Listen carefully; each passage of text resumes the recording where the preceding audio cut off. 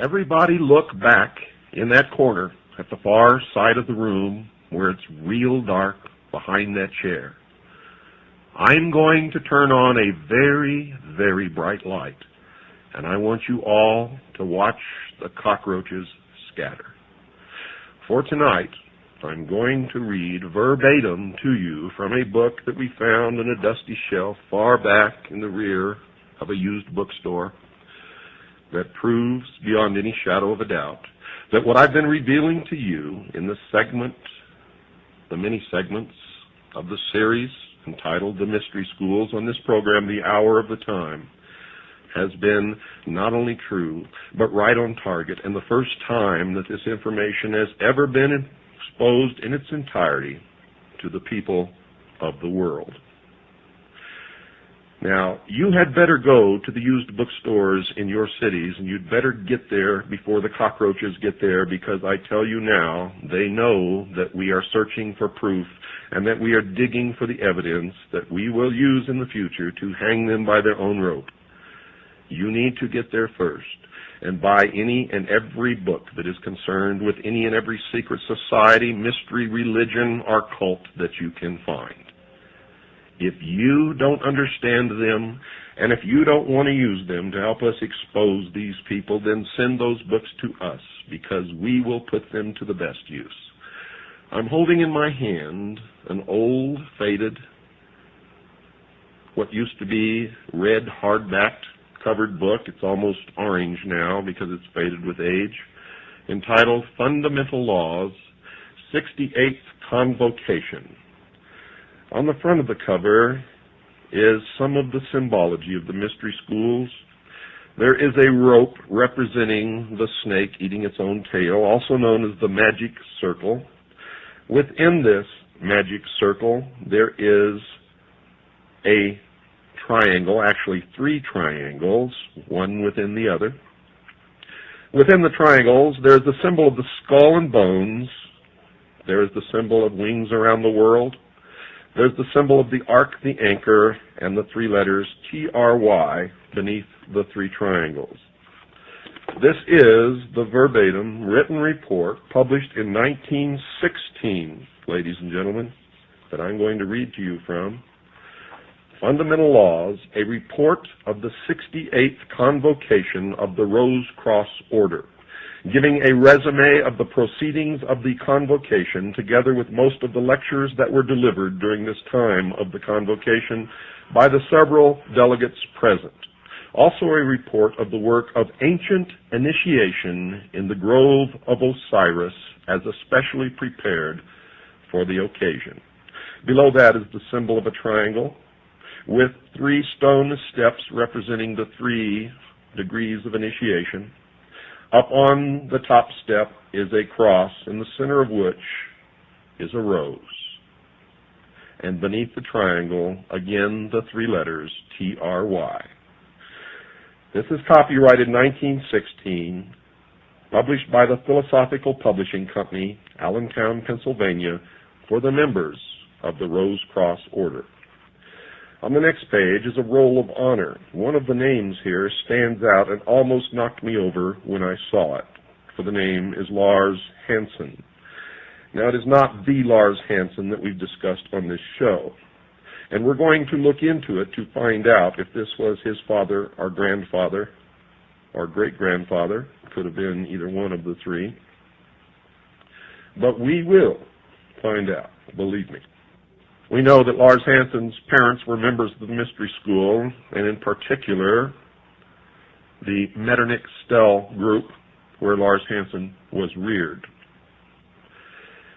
In explanation of the contents of this book, and I'm reading verbatim from the introduction in explanation, in explanation of the contents of this book, it is to be stated that these articles do not give the inner work of the Rosicrucian Order, but simply the outer, the public teachings.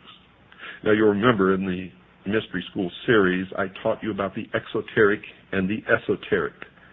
What you're going to get in this book, because they never publish the esoteric anywhere, it's always hidden in symbology, but there are incredible admissions in this book that you will hear in the exoteric. Reading again, verbatim. The Illuminati and its soul science work may be called the child of the Rosicrucian Order. Years ago it was found that where there was one person who desired to follow the work with heart and soul, in other words, who was willing to live the life as taught by the order, there were 100 others who desired teachings from the order, but who were not willing to dedicate their lives to the sublime work. Now I break from this for a moment to remind you that I have previously stated that the fraternity of Freemasons, the Ancient Order of the Rose and Cross, the Sovereign and Military Order of the Knights of Malta, the Knights Templars, the Mormon Church, all of these, the Illuminati, the Order, the Skull and Bones, are all the same organization. And what you have just heard is the first admission of that fact, and you are going to hear more as I progress. And remember, I'm reading this right out of their own publication, a hardbound book published by the Philosophical Society in Allentown, Pennsylvania, specifically for the Rosicrucian Order. Continuing. These thousands had to be taken care of, and as a result, the Illuminati and its soul science work was born. When in April, now that's April of 1916, folks, April of 1916, remember that. When in April, the order went forth to the brethren that a sacred convocation was to be held, all delegates were requested to prepare articles on soul science so that regular lecture sessions could be held. The lectures that follow are the result. All these lectures were given in open session and are to be considered as soul science work, though in entire harmony with the teachings of the Rosicrucian Order. The work of the Rosicrucian Order as given to its students can never be published. It is a secret, sacred work between teacher and student. Let me read that again for you. It is a secret, sacred work between teacher and student. It is a soul training, an inner initiation, and such work continues until the student has reached initiation, after which he is called upon to attend a convocation, and at which time the degree work is conferred upon him. But the inner work always precedes the outer work, as the outer work is only a bond binding together the brotherhood. Thus a word in explanation. Many having heard of the great order and its work, and actually knowing nothing of its inner work, have ignorantly or with fraudulent intent established so-called Rosicrucian bodies. And these bodies, knowing nothing of the true work of the Rosicrucian, have nothing but a ritualistic initiatory rite or degree work.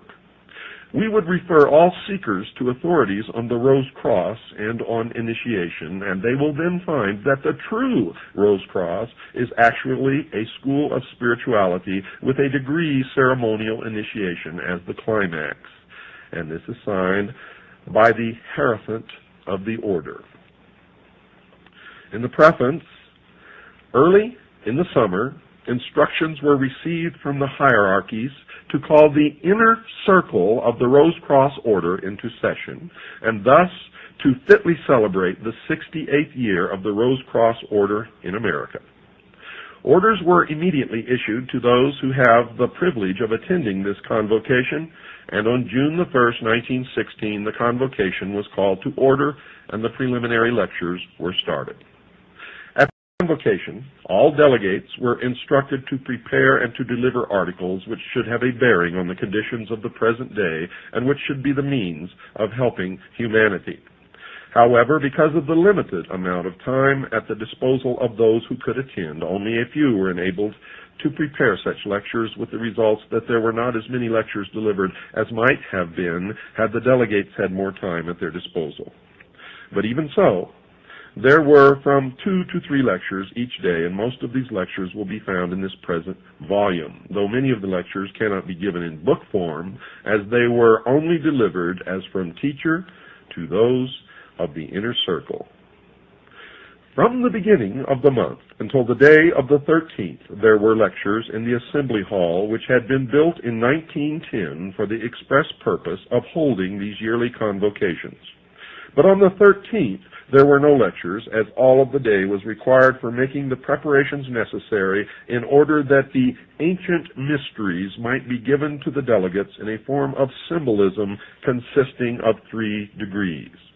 I can do no better than to give the article prepared by Grace K. Morey of Buffalo, New York, the secretary of the Rose Cross Sacred College for the Buffalo, New York papers, and which appeared in the Buffalo Express, July 16, 1916. This is entitled, Ancient Mysteries of Egypt Given in an Initiation of 3 Degrees. Pay close attention, folks, for what you're going to hear now confirms much of what I have been revealing to you in the series on the Hour of the Time known as the Mystery Schools. Quoting from the book once again, under the authority of the Rosicrucian Order founded in America in 1858, prominent delegates of the order were gathered in the most remarkable conclave held during the last 5,000 years, the publication of whose records now opens to the world the connection of Egypt in her ages of true religion, power, and glory with the mystic seal of the United States, whose heraldic symbolism declaring the mighty destiny of America has until now only been known to a limited number. Not anymore. At Beverly Hall, in the beautiful Tohican Valley, about 4 miles from the town of Quakertown, men and women of all ranks of life and from all parts of the world, high Masons and members of the Eastern Star, physicians, teachers, authors, and members of all denominations, inclusive of the Hebrew, all these assembled at the call of the Grand Master of the Rosicrucian Order for the 68th Convocation. And that should silence the cockroaches who are now scurrying from the light, who say that they are not all one order. They are known as the Brotherhood, the Order, the Ancient Order of the Rose and Cross, the Fraternity of Freemasons, and, of course, those of you who have been listening know the rest. Reading again from the book, some years ago, R. Swinburne Clymer, author of The Philosophy of Fire, Ancient Mystic Oriental Masonry, the Rosicrucians, their teachings, Mysteries of Osiris, Soul Science and Immortality, and over 30 other works, bought a mountainous tract of land, and on this was built, quote, Beverly Hall, unquote. An assembly hall, press rooms and libraries and chemical laboratory, which surrounded by orchards, vineyards, and rose gardens, set in terraced lawns, presents with its collie kennels and poultry plants a splendid combination of the beautiful and the practical. To this has been added the mystic, for in a secluded and wooded tract of 50 acres of this land, an artificial lake was made from a mountain stream, a throne room erected, and other improvements made which would be needed for the initiation of neophytes in the Egyptian mysteries. The convocation was called to order on June 1st in the Assembly Hall, built over 5 years ago for that purpose, and the delivery of a series of lectures upon practical as well as mystical subjects began and continued until the close of the convocation. The delegates and teachers presented the lectures, which were followed by discussions upon the subjects of eugenics, scientific motherhood, code of ethics for the schools and home, spiritual Christianity, that's a joke, personal hygiene, diet and health, sin, authority and individuality, Jacob's ladder, initiation, reincarnation, soul development, the second coming of the Christ, and the mystic significance of the seal of the United States. In the time of Solomon, as in the time of the Egyptian priesthood, no ceremony was ever held unless the circle of Solomon, commonly called the sacred seal of Solomon, had been previously prepared. But since the fall of Egypt and of the Temple of Solomon, this seal has been practically unknown, except to a limited number of students of ancient religions and mysteries. Folks, the seal of Solomon is not the six-pointed star which is on the flag of Israel. It is not the seal of David or the Star of David. It is not the seal of Solomon, as you will soon discover. During the first week in June, in the grove, especially prepared for the dramatization of the ancient mysteries of Osiris, the seal of Solomon, often called the magic circle, was especially built. And on June 11th, the dedication of the magic circle took place in the presence of the delegates of the Rosicrucian Order, some of whom were natives of Germany, England, and Russia. This was in accordance with the system as practiced by the ancient priests of Egypt and the Sanhedrin of the Temple of Solomon. On the night of June 13th, the first session of the class, including those of the order taking part in the initiation, assembled in the grove of Osiris, which was illuminated by electricity from a central powerhouse, especially prepared for the purpose and the initiation of the ancient mysteries of Egypt in 3 degrees and 6 scenes. All students of the ancient mysteries and religions know that in the Temple of Solomon there were 3 courts. The outer court for the people being composed of 700 selected teachers and leaders. These were members of the first degree, illuminati called also seekers, travelers, or soldiers. The middle court, or members of the second degree, were 70 in number and were supposed to be in the hall of meditation and acted as mediators between the people and the inner sanctuary. Above all was the inner court, or circle of the 7 priests and the master or high priest, who were the teachers between God and man, mediators between the seen and the unseen.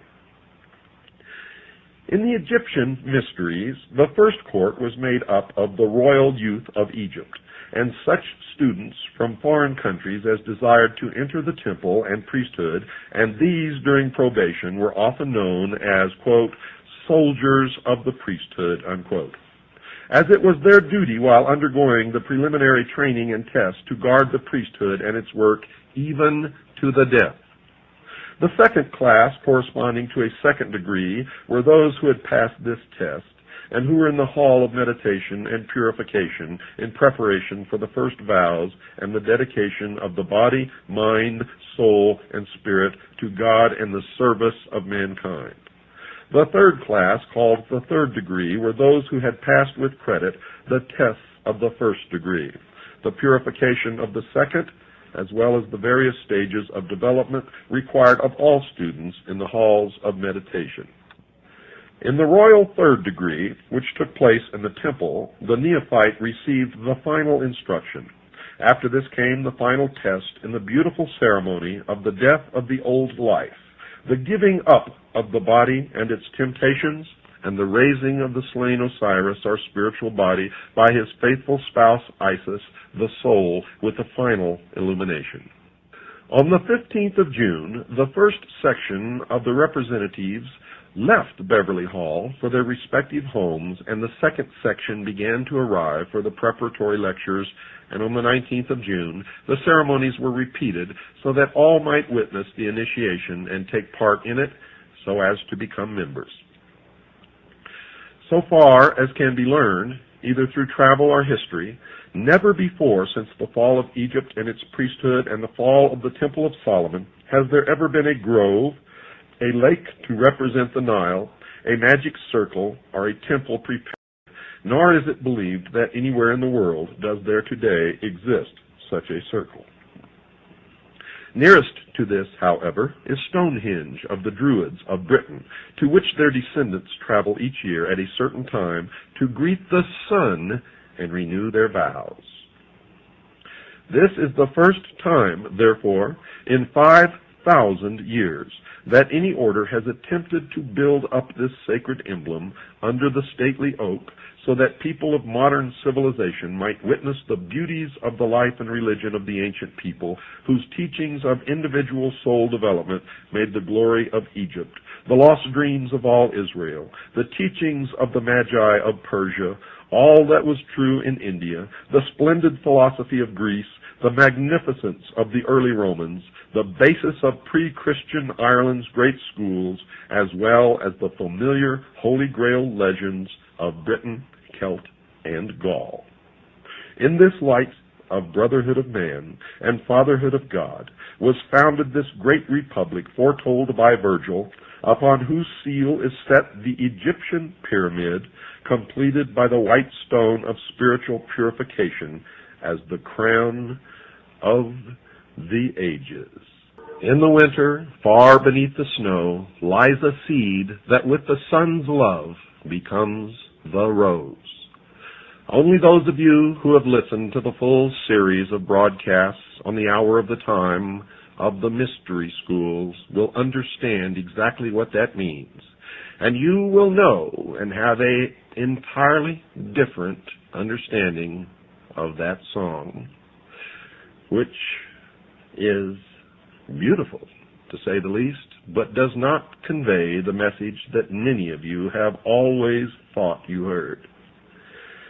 You see, the mystery schools speak to each other in symbology, in a symbolic language that they have learned to use over the millennia to hide their real secrets, their real intent, their real work, which has always been from the beginning to reestablish on this earth an ancient government ruled by a council of wise men,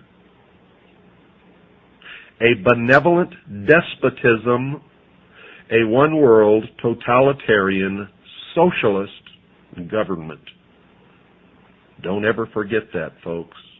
If you love being free, the New World Order utopia is not for you, and it certainly is not for me.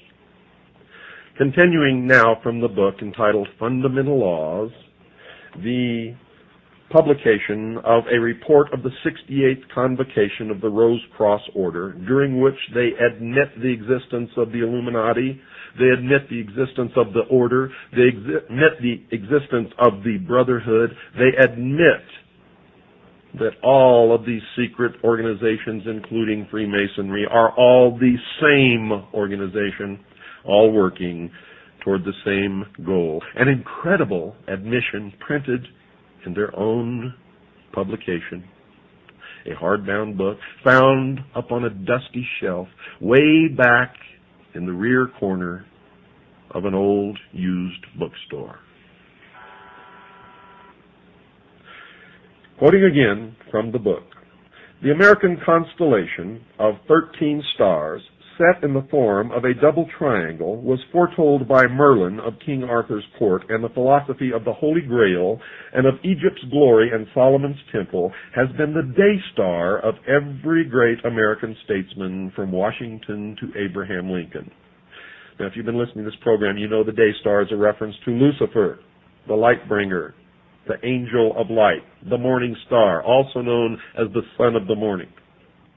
After the ceremonies in the grove, there was given in the dining room of Beverly Hall at midnight a feast of the gods, at which neither meat nor spices formed part of the menu, but only fruits, nuts, and other products of sun-kissed foods.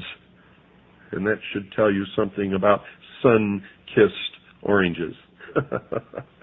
The conclusion of the rites was held at sunrise in the grove with a musical communion service at which nectar of roses distilled from the 30,000 roses blooming each June upon the lawns at Beverly Hall was served as emblematic of the wine of the soul, and for this service the rose bushes were planted several years ago. This is also from the book, folks. I wish that all the readers of this book might have been present at the preparation, at the building, and at the dedication of this ancient magic circle. Or I wish that I might be able to give a detailed description of these sublime ceremonies in this book. However, I cannot do this here, though I hope that in some future work I will be able to do so. Sufficient be it to say that when the stone, made out of cement by one of the brothers, was nearly finished, the dedication took place, and the emblems placed in the stone itself before it was completed were: the American beauty rose in full bloom. This as a representation or symbol of the soul that has reached full illumination. The mystic ring. This was a solid gold ring belonging to one of the members present, upon which had been engraved the cross and the pentagram. All members of the Magi will know what this symbol stands for. The ring itself, as is known to the Magi, is a protecting agent against all evil or malignant influences when worn during any ceremonial or developing work. And the true magic mirror. This is an emblem of the soul, which when fully developed will act as a mirror to the universe, wherein may be wisdom and truth. Lastly, a complete copy of the private textbook entitled, quote, Ritualistic Occultism, unquote, which contains the ceremonies as made use of by the Magi. And 4 of these ceremonials were made use of by 4 of the Magi in the dedication of the magic circle. When all of this had taken place, the stone was completed, and then later in the day the characters were engraved upon the stone by the brother who had completed the stone. Of the midnight feast to the gods, and of the morning services which took place in the grove, it is not lawful for me to speak at this time. But it is my sincere prayer that all who are enrolled in the sacred schools may someday be present with us and witness these sublime ceremonies, especially as they are conferred in the spring of the year. In the spring of the year. Arrangements were made by the delegates present through voluntary contributions to either buy another large grove, or if that is found impracticable, to build a much larger hall in the Grove of Osiris, so that advanced ceremonies may be held the coming spring at the 69th convocation of the Rosicrucian Order. Now I'm going to reveal something to you that I have never told you before on this program. I've been working up to it, and now is the time to tell you before I read from the next section of this book. For then you will understand what has been happening in the last 50 years and what is happening now. It was Harry Truman, a 33rd degree Freemason, who signed the United Nations Treaty, who pushed through and signed the United Nations Participation Act. It was also Harry Truman, a 33rd degree Freemason, operating in concert with Wild Bill Donovan, the head of the OSS, a member of the Sovereign and Military Order of the Knights of Malta and of the Order of the Knights Templar, who created the National Security Act, pushed it through Congress. Harry Truman signed it. It created the umbrella of national security, a curtain of secrecy. It created the Central Intelligence Agency, and behind this curtain of secrecy, the secret societies have been working to destroy the sovereignty of all nations and bring about a one-world totalitarian socialist government. And folks, all of the bugaboo enemies that you've been afraid of all your life were never enemies at all. For these were deceptions, manipulations. The only enemy, folks, that the people of the world have ever had is right here in this country, down at the corner in your town, in the temple that has no windows. And now, reading again from the book, the report from the 68th Convocation of the Order of the Rosicrucian. Introduction to the Great Seal. It is rather a strange and an unknown thing for one to write an introduction to a single chapter appearing in a book, but the conditions are so unusual as to warrant it. More than a year ago, Grace K. Morey, the author of the article, The Great Seal of the United States and Its Mystic Significance, prepared a sketch for a short primer of the Illuminati teachings.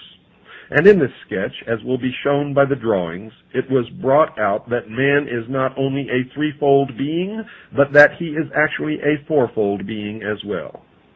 In short, that when he has succeeded in reaching soul illumination, he is the completed pyramid or true triangle.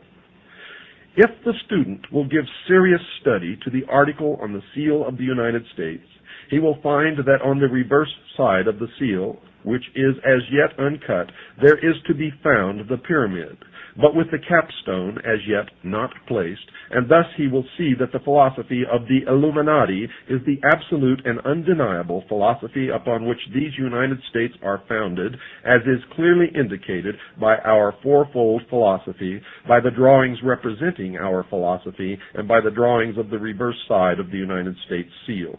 And thus it would appear that the unseen hierarchies which shaped the foundation of the great republic, which must someday rule the world, are the same hierarchies which gave us the soul science philosophy as taught by the Illuminati.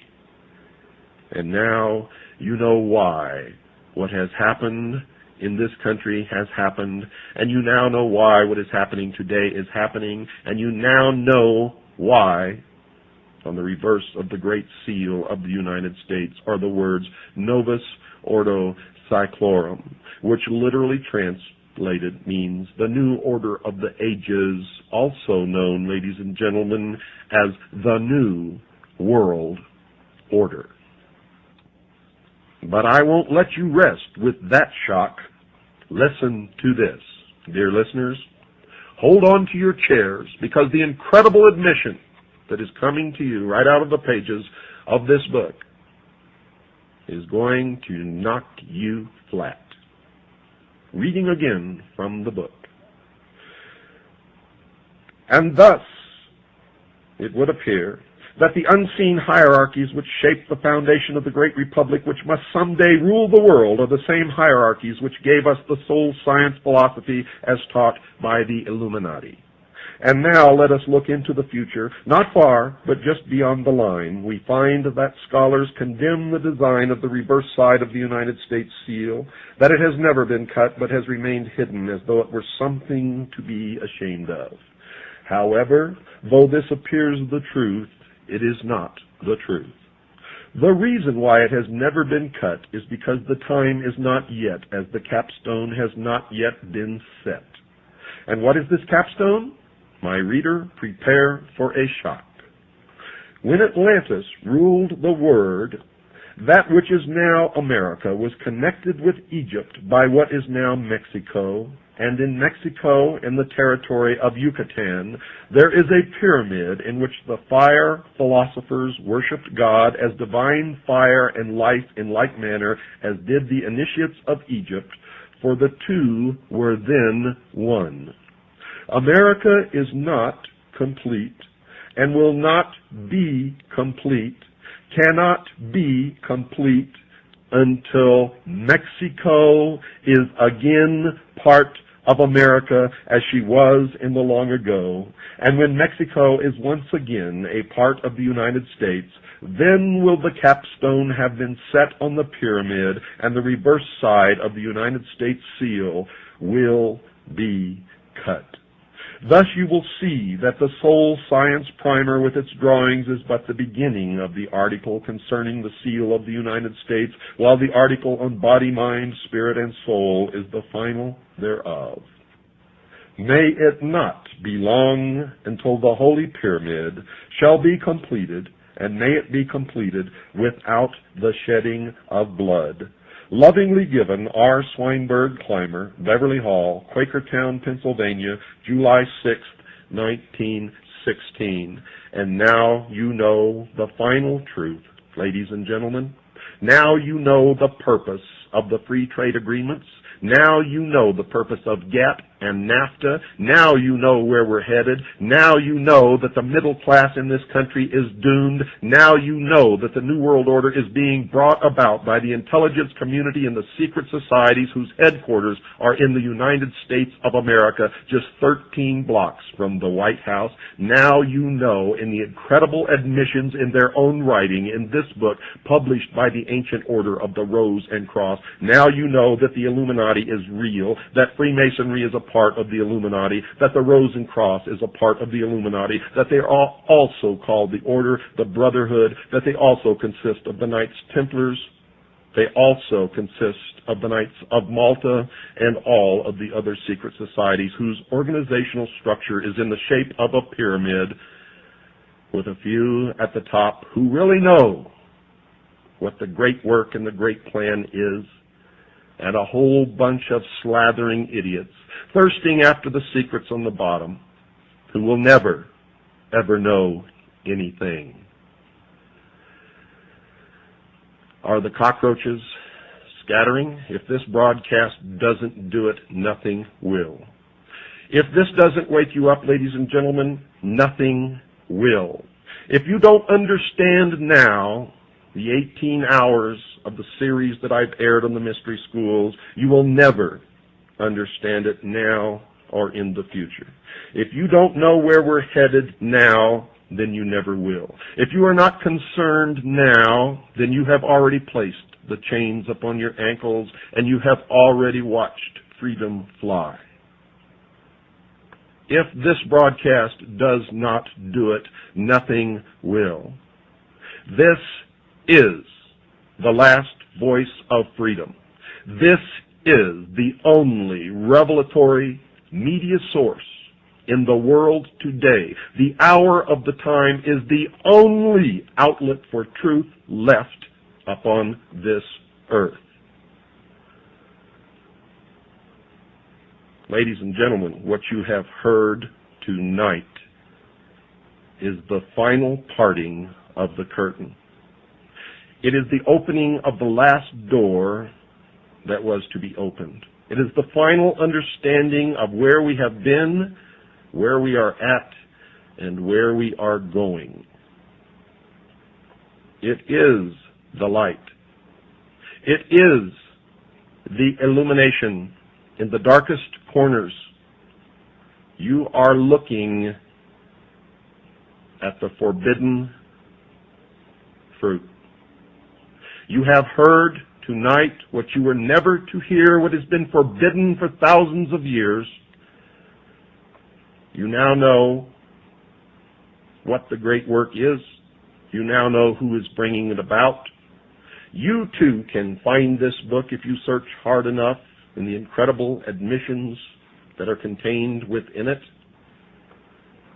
Will give you the ammunition and the armor to march out here on the battlefield with me and many others who are trying to stop what is coming. Remember what Mr. Swinburne said at the end of his article, and I'll read that to you again. May it not be long until the Holy Pyramid shall be completed, and may it be completed without the shedding of blood. Lovingly given, R. Swinburne, Clymer, Beverly Hall, Quakertown, Pennsylvania, July 6th, 1916. And I am telling you now, their goal is to destroy all other religions save theirs, destroy all existing nation states save theirs, and shackle the mob, and that is you.